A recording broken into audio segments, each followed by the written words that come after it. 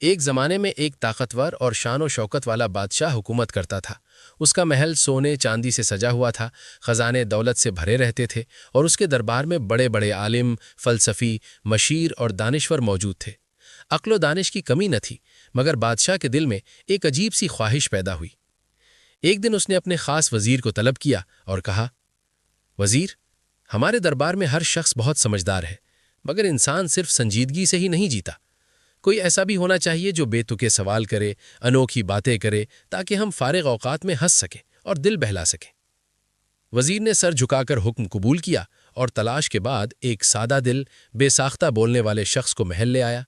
وہ نہ سیاست جانتا تھا، نہ دنیا داری، جو دل میں ہوتا صاف کہہ دیتا تھا۔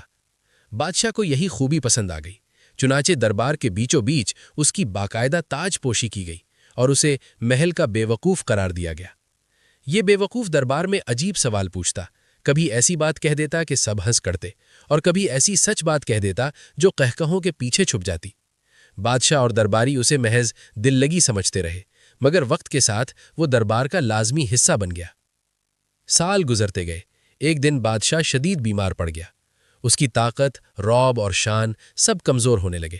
بڑے بڑے طبیب بلائے گئے، حکیموں نے نسخے آزمائے، دعائیں کروائی گئیں، مگر بیماری بڑھتی گئی۔ آخرکار سب نے صاف کہہ دیا کہ اب شفا کی کوئی امید نہیں۔ بادشاہ تنہائی میں ڈوب گیا۔ محل، تخت، خزانہ سب بے معنی لگنے لگے۔ دل میں خوف اور بے چینی بڑھنے لگی۔ اسی عالم میں اسے خیال آیا کہ کیوں نہ آخری وقت میں اس بے وقوف کو بلایا جائے، شاید دل کچھ ہلکا ہو جائے۔ بے وقوف حاضر ہوا۔ بادشاہ نے کمزور آواز میں کہا، آج تم سوال کرو گے اور میں جواب دوں گا۔ بے وقوف نے ادب سے سر جھکایا اور پہلا سوال کیا، جناب بادشاہ سلامت، آپ اس دنیا سے جانے کے بعد کہاں تشریف لے جائیں گے؟ بادشاہ نے آسمان کی طرف دیکھا اور کہا، اپنے خالق، اپنے مالک کے پاس۔ بے وقوف نے دوسرا سوال کیا، وہاں آپ کتنے دن قیام فرمائیں گے؟ بادشاہ کے چہرے پر ہلکی سی مسکراہٹ آئی اور بولا، وہاں تو ہمیشہ کے لیے رہنا ہے۔ یہ سن کر بے وقوف کچھ دیر خاموش رہا، پھر تیسرا سوال پوچھا، جناب جب آپ کو معلوم ہے کہ وہاں ہمیشہ رہنا ہے تو کیا آپ نے وہاں کے لیے آرام، رہائش اور کھانے پینے کا کوئی بندوبست کیا ہے؟ یہ سوال سن کر بادشاہ جیسے چونک گیا، مسکراہٹ غائب ہو گئی، آنکھیں نم ہو گئیں۔ طویل خاموشی کے بعد اس نے اعتراف کیا، نہیں، میں نے وہاں کے لیے کچھ بھی تیار نہیں کیا۔ یہ سن کر بے وقوف آہستہ آہستہ آگے بڑھا۔ اس نے اپنے سر سے بے وقوفی کا تاج اتارا، دونوں ہاتھوں سے اٹھایا اور بادشاہ کے سر پر رکھ دیا، پھر نہایت سنجیدگی سے بولا، جناب بادشاہ سلامت، پھر اس تاج کے اصل حقدار آپ ہیں، میں نہیں۔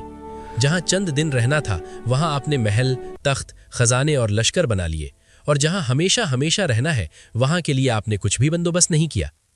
یہ الفاظ تیر کی طرح بادشاہ کے دل میں لگے، اس کی آنکھوں سے آنسو بہنے لگے۔ اس نے پہلی بار محسوس کیا کہ اصل بے وقوفی کس چیز کا نام ہے۔ اسی لمحے اسے اپنی پوری زندگی کا حساب نظر آنے لگا۔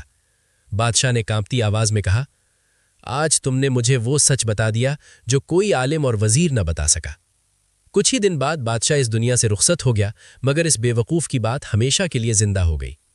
سبق: دنیا عارضی ہے اور آخرت دائمی۔ اصل عقل مندی دنیا بنانے میں نہیں بلکہ اس زندگی کی تیاری میں ہے جو کبھی ختم نہیں ہوگی۔ جو شخص ہمیشہ کی زندگی کو بھول جائے وہ چاہے دنیا کا بادشاہ ہی کیوں نہ ہو، حقیقت میں بے وقوف ہے۔